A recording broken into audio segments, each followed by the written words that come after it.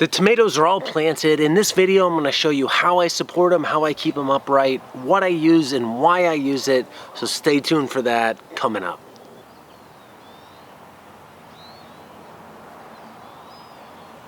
Here it is, the quiet, peaceful sounds of the garden in the morning. It's nice out here, and today what I'm doing right now is I have to prune the tomato plants because the goal for tomorrow, which you'll see later in this video, is to trellis the plants. And the first step in all that is to prune all of them one last time, make sure they're all tied up before I go and put the trellises up. That way it'll be easier to put the line wires in and I don't have all that extra plant material. There we are, all the tomatoes are pruned, they're all tied up, or at least all the ones that are tall enough to be tied up. The only ones that aren't really tied up are the ones that I put in as the replacement crop for the ones that were failing, but they're all pruned up, ready to go. Next step is trellising, which I'll show next.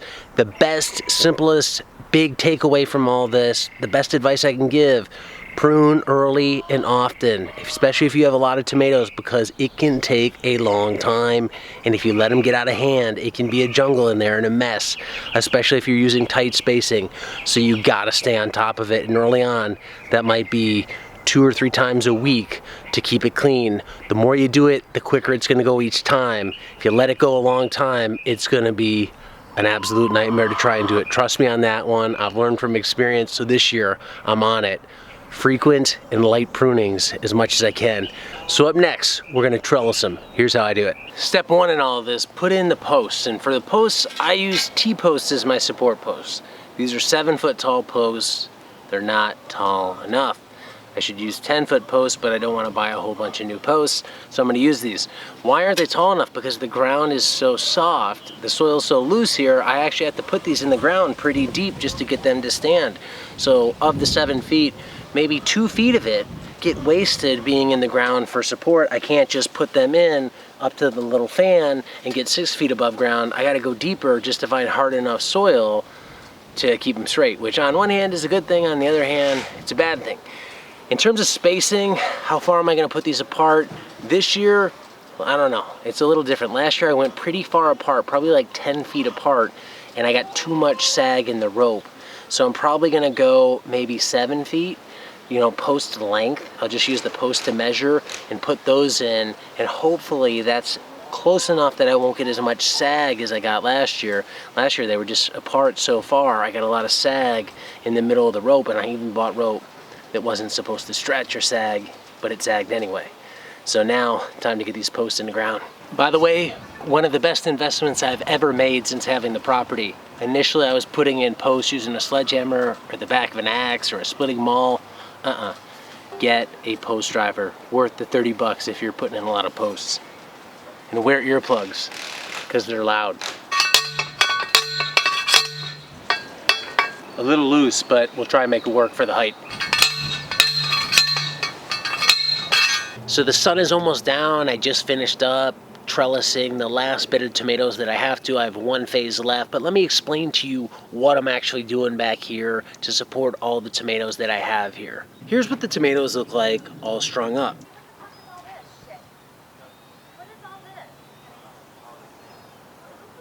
I made sure to put a kicker on each end to help tension the poles because they want to slag inward. So this angle piece helps tension it, one on both sides, so it's both sides pulling against each other. Despite that, you still do get a little bit of sag. One thing I tried to do to avoid that is purchase rope that was low stretch or low sag rope. One other key to the rope: make sure you get UV resistant rope. That's something I made sure to do because out here in California, you don't get that, you're in trouble. One year I just used sisal twine, I doubled or tripled it up. It broke down halfway throughout the season and it was a mess. It was falling everywhere. Similar, I've tried using sisal for the vertical supports for each plant. It's a mess too. It breaks, it just weathers, the sun degrades it over time, so it becomes an absolute mess. So make sure you get UV treated. For the tomatoes themselves, this is what I have them supported on. It's a roller hook. It's just a spool of a lot of line on here. I think there's like 25 feet or maybe even 50 feet of line on here. You buy it pre-assembled, and it's just got a cog on the wheel itself. You pinch this, it allows that cog to go through to let in line, and then it acts as a brake later on. Now, why did I get these? A few reasons. One, it's just handy. It keeps all the line on a spool, so at the end of the season, you can just roll it back up and use it next year. There's plenty of line on here. This should last me a long, long time. It is also UV treated. All the plastic on here is UV treated. It's got a hole in it, or a notch in it, so it can just clip onto the rope, just like this. This would just clip on, and you can just slide it along the rope, but it holds. Now, one reason people use these in a greenhouse type application is they do lower in lean. And that's what you would use on this. So as the plant grows taller, you let out more line, the plant sags. I initially thought I might do a lower in lean style trellising, but I don't do that in general. I leave these lines taut. I set them taut at the beginning, and that's how they stay. I never touch them the whole length of the plant. I never touch them the whole time the plant is actually wound around these. It's just a one and done.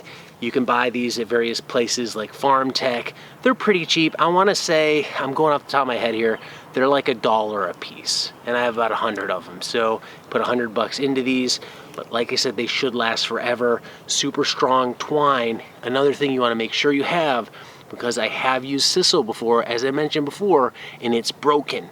And the last thing I want is a line breaking during the season when the plant's huge, loaded with tomatoes.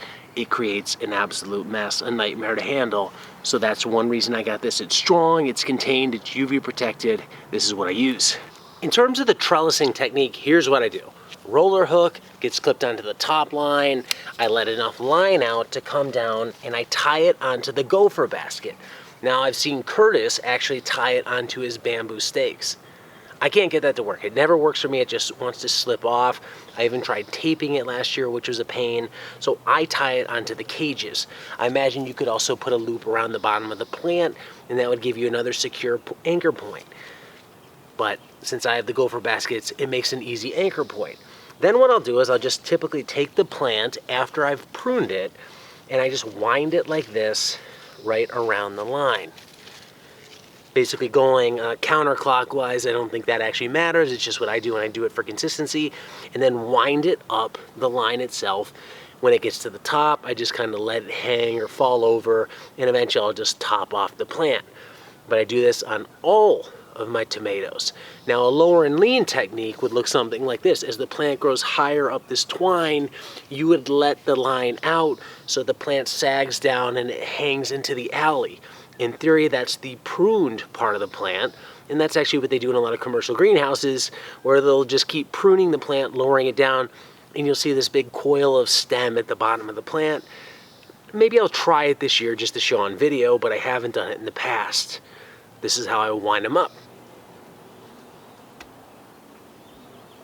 This has been how I trellis my tomatoes. I know there's a lot of different techniques out there. Cages, you can use the big wire cages, the smaller cages like from Home Depot. You can stake them and tie them off to stakes. You can use clips to hold them to a vertical line. You can use that Florida weave. For me, this works. This is the easiest way to maintain them. This is where pruning comes in though. If you weren't pruning the plants, you're gonna have to probably go to a different way to support the plants, because you're gonna have all these leaders going every which way. How are you gonna hold that plant upright when you have multiple leaders? This way it's easy, because the one single leader is what gets wrapped around the line itself. When it comes to creating the setup, what are the keys? A few things in my mind. Number one, buy UV treated materials when possible and if possible. You don't want the sun to degrade it, especially if you're in a place where the sun intensity is really high. Number two, get really strong line. Your vertical line, your horizontal line, or wire, whatever you're using, should have a lot of strength to it. You don't want that thing snapping when there's hundreds of pounds of fruit hanging on it. Three, go for a low sag option, whether that's a cable or a wire or a rope. You don't want a lot of sag or stretch coming in that rope. One thing I did this year to try and avoid the sag issue, even though this was low sag rope, was to closen up the posts. So the posts are closer together to hopefully hold that rope tighter, so it's gonna sag less over a shorter distance versus wanting to sag more in the middle over a long distance. And then Number 4, what I do is I like to keep my lines nice and tight by putting a kicker on each end, which is just an angled rope coming down to a stake in the ground, so I can really tension that line and have the whole system pulling against itself to hold it really tight. But even when you do that, it's still gonna sag somewhat. But this is how I trellis my tomatoes. It works for me. I like it. It's time consuming for sure. One piece of advice that I don't really follow myself and I need to next year, so Diego do this next year, is do this early. Do it when the plants are small. Do it when they're easy to work around. I'm doing it now when the plants are really big, and it's a pain in the butt. It's not something you want to do then. So do it early. That's all for this one. Happy tomato growing. Thanks for watching. Until next time, be nice, be thankful, and do the work.